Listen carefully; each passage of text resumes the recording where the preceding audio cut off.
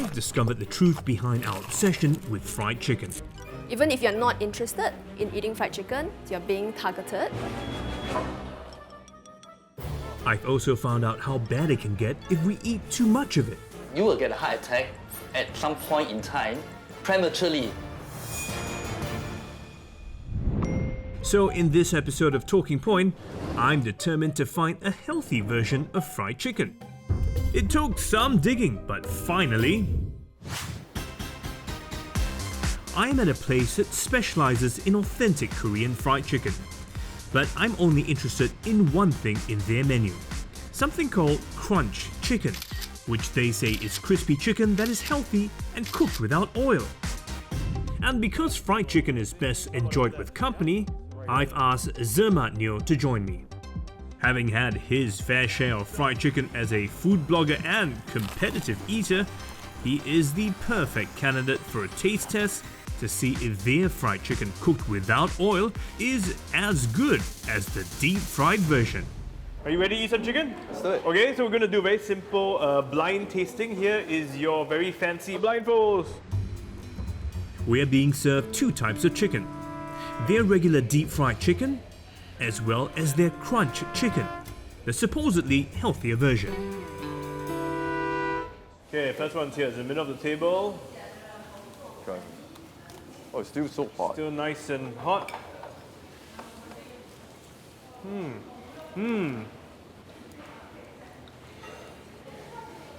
Pretty good. And it's super like moist inside. Also not that oily. Okay, shall we have the second one? Okay, great.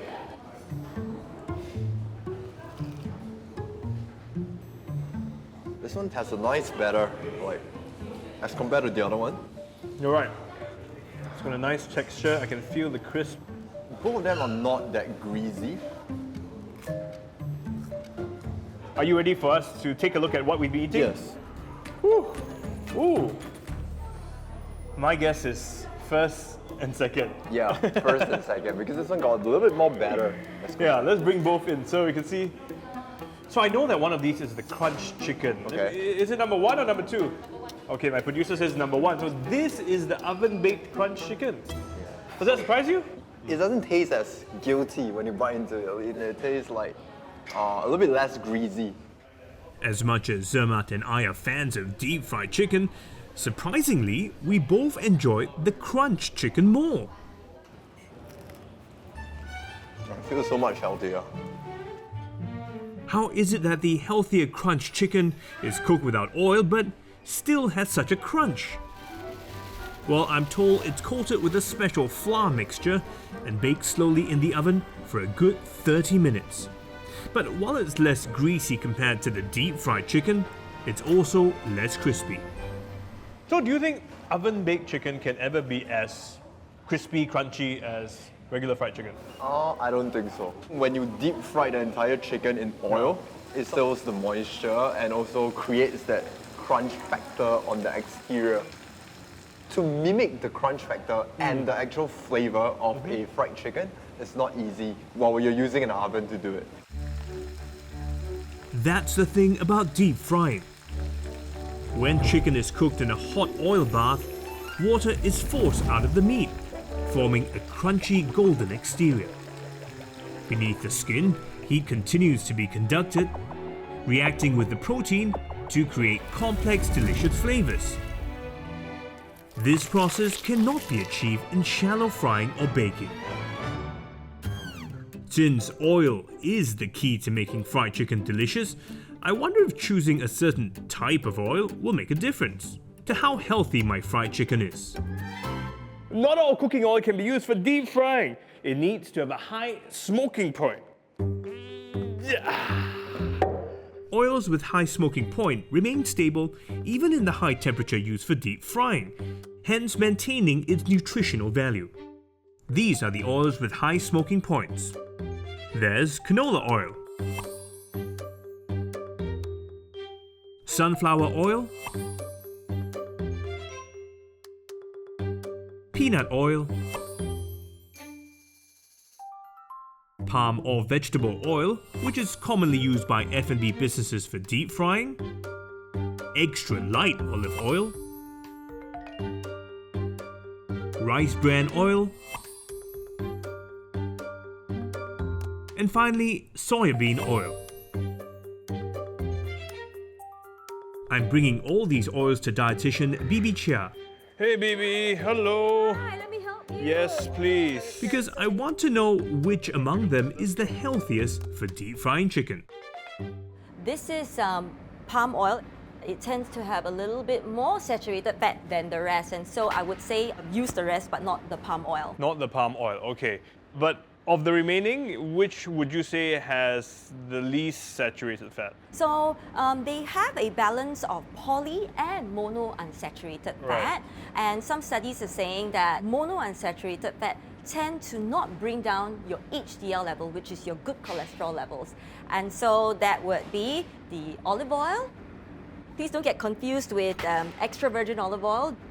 And then the second oil that has high levels of monounsaturated fat would be the last one over here, the canola oil. Canola oil. So yeah, sometimes the chicken feels greasier than others, you know. Does the oil absorption rate have anything to do with that? Yes, absolutely. First of all is the temperature we fry the chicken Okay. at. So frying temperatures are typically between 160 to 190. So if you fry it at a lower temperature, such as 160 degrees, it tends to absorb a little bit more oil. And also the frying duration. I'll show you. Okay. Hi, Ellen. Come Hi, on. Vivi. Hello. Hi, Steve. Hi. Let's set up. Yes, let's set up. Bibi has engaged the help of Profile Print, a food tech company that had created an analyzer allowing us to instantaneously test for fat levels in our fried chicken samples. Guys, I've got some chicken here. Steve, Alright. need your help to help me fry I will using fry it up. fryer. Yes. We are using chicken breast strips without any batter or flour coating to accurately measure the fat levels absorbed after deep frying. All my samples are being fried at the same temperature. Oh, I can hear it sizzling in there. The first piece is fried for 1 minute.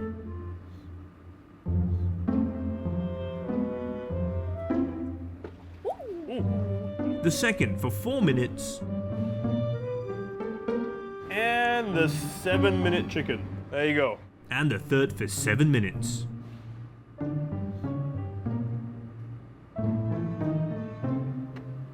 Scan.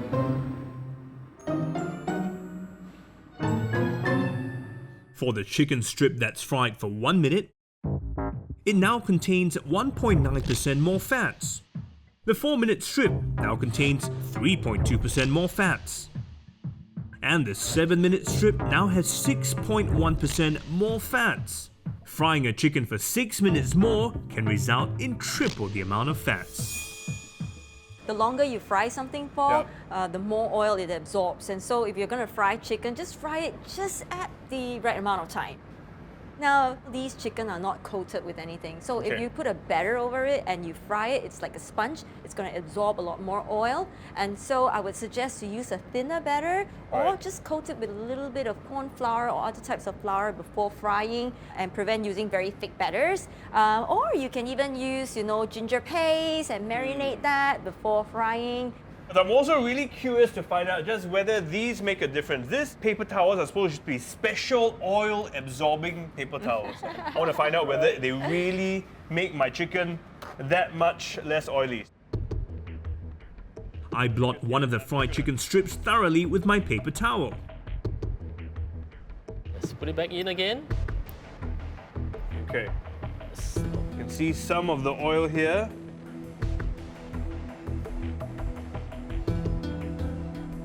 It has dropped to 5.3%. Ooh, compared to? 6.1 just now. So it does help. I have just learned the science behind deep frying chicken in a healthy way. It begins from which cooking oil I choose to how long I fry the chicken for. And even whether or not you blot your fried chicken with a paper towel. But even with all that, the fat levels in the fried chicken would still be too high to eat it too frequently. I want to push the boundaries to create the perfect healthy fried chicken. We're experimenting. We're going to keep an open mind. Let's try it out. Fingers crossed.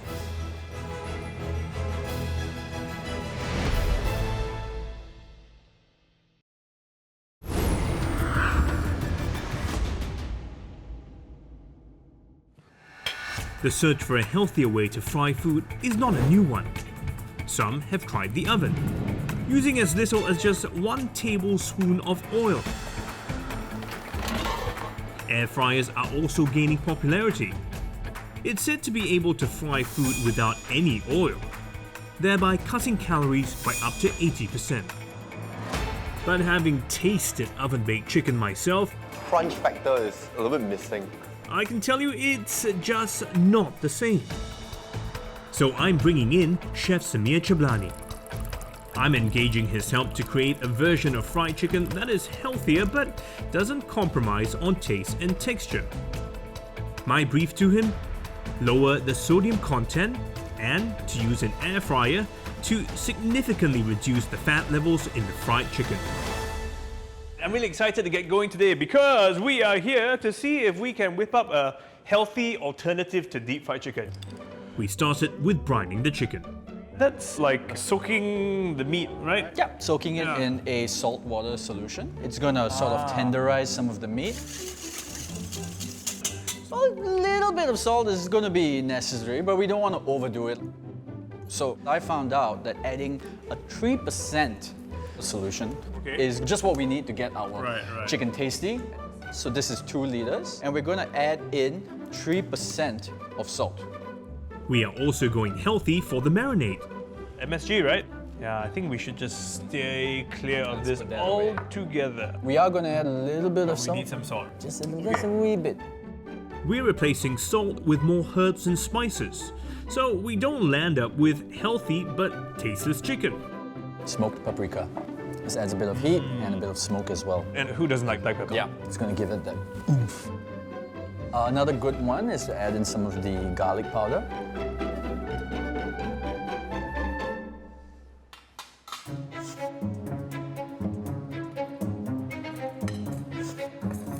We have been at this for, it feels like longer, but it's only day 2.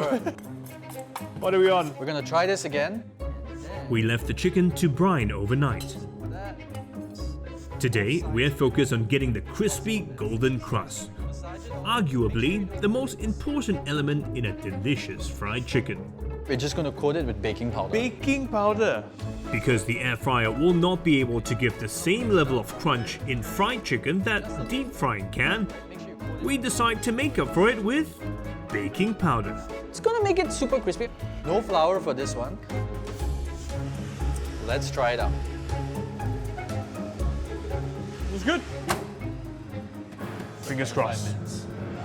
Extra light olive oil. We could have gone without any oil, but Chef Samir says a dash would help bring the coating together to give a crispy texture. Oh la la, look at that. So I'm suggesting the healthier extra light olive oil. Good, let's go back in.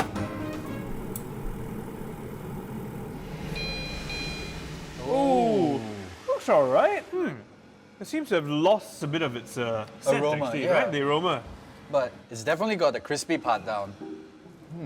Well, it's definitely very juicy on the inside. Oh, I just got the.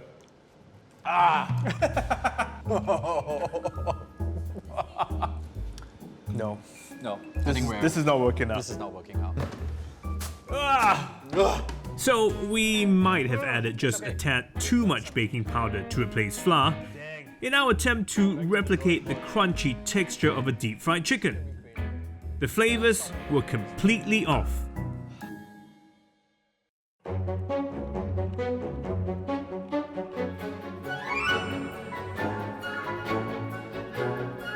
It is time for the reveal. You ready? Pop it open, let's take a look. Wow! Whoa! It actually smells quite good, man. Yeah. Okay. It looks pretty good. I'm just gonna rip this apart. Go for it, man. Let's. Ooh, look at that. That's steam.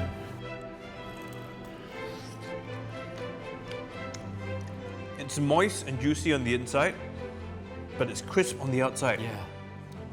I think this is it. Finally, a version we're both satisfied with. We cut down on our salt and instead use more herbs and spices to boost the flavor of our fried chicken. We also reduced the amount of baking powder and worked out a method where we air fried it twice at different temperatures, giving the fried chicken two very thin layers of coating for an extra crunch. I would pay good money for this, but how much more? I think for a two-piece meal, you'd be spending about $15. pretty steep. It's pretty steep. Why is that? It's the economies of scale. You can only produce 3 to 4 pieces of chicken for every 15 to 20 minutes, so it's not going to be practical. So also because each batch takes longer to cook. Exactly. And you can't do this way too far in advance. You only have that small period or window. It may cost more, but I suppose that's the price I have to pay to have my chicken without guilt. Now the real test is to find out if people like my healthier fried chicken enough to be willing to pay a premium for it. I'm going to launch Steve's fried chicken at a curated tasting event. And I'm pulling out all the stops. Sourcing for a venue, working with an ad agency for design collaterals, and sending invitations to food bloggers and fellow fried chicken lovers.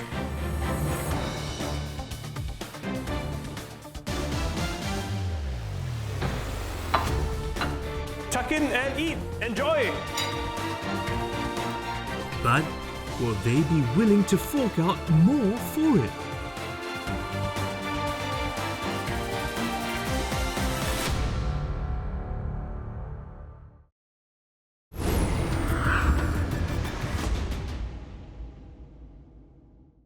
This adds a bit of heat and a bit of smoke as well. I managed to develop a healthier fried chicken, which I think doesn't compromise on flavor, crunch, and texture. Let's try it out. I used less salt and oil and fried it using the air fryer. Wow! Now all that's left to do is to convince Singaporeans to be willing to pay a premium for it.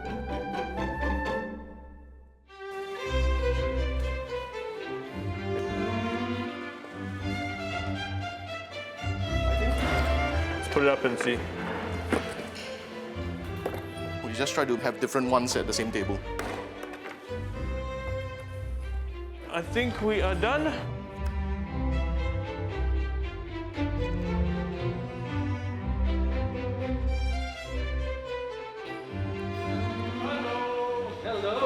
I check in on the star of my party, my fried chicken. How do you think people are going to respond tonight? You think they're going to like it? I think they will.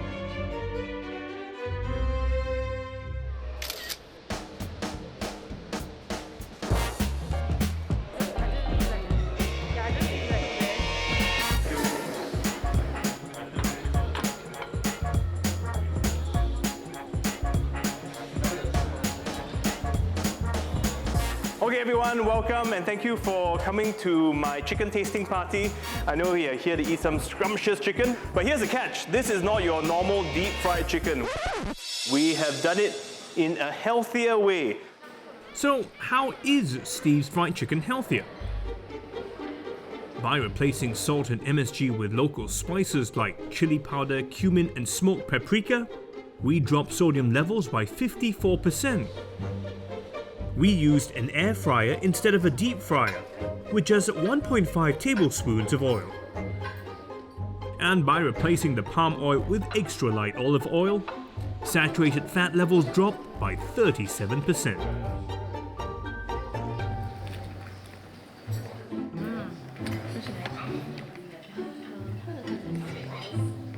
What do you think? I think it's quite nice because it's air fried and then it's still tender inside. Okay. And then it's crispy outside. The chicken is nice. It's still flavorful. Yeah. But you can still taste the saltiness of it. 它没有一层厚厚的皮那个。 Okay. Wow, sir. Yes. I feel happy looking at your empty plate. It's delicious. Everything's perfect. It's really healthy because from the dryness, that there's no oil. Normally when you eat the deep fried one, you definitely need a hot drink to drain the oil from your mouth. But When you eat the air fried one, you really don't need something hot to remove the greasy feeling from your mouth. If I wanted fried chicken, I would just get a greasy plate of fried chicken. I wouldn't try and sort of commingle the two. Okay. So this idea of a healthy fried chicken you think doesn't work? Just not what I would go for. Okay, I guess I can't please everyone, but I'm happy to see most of my guests sold on the flavour and texture of Steve's fried chicken. Now for the million-dollar question. Will they be willing to pay more for it? So would you think $15 is a fair price for this meal? OK 啦，比外面的会贵一点啦。我当然想健康的啦。Maybe the fair value is about 12. I think I would go around $9 though. Maybe 10.50 somewhere there. Okay, but not $15. No, not 50. It depends on where I had it. If it's in a restaurant, yes, I will pay for it. But if I just have a shop somewhere, a fast food takeaway shop? Fast food takeaway shop, if it's for a drink and with vegetables, yes, I will. If you got student meal, $10 I don't mind. Out of my 16 guests, only 5 of them said they would be willing to part with $15 for my dish. That's despite them enjoying Steve's fried chicken and knowing that it's healthier for them. I guess it's hard to give up on the inexpensive, accessible, and tasty fried chicken as we know it. But in the long run, it will actually be better for our health. So, if more of us do show an interest in it, we just might see more healthier and affordable options available.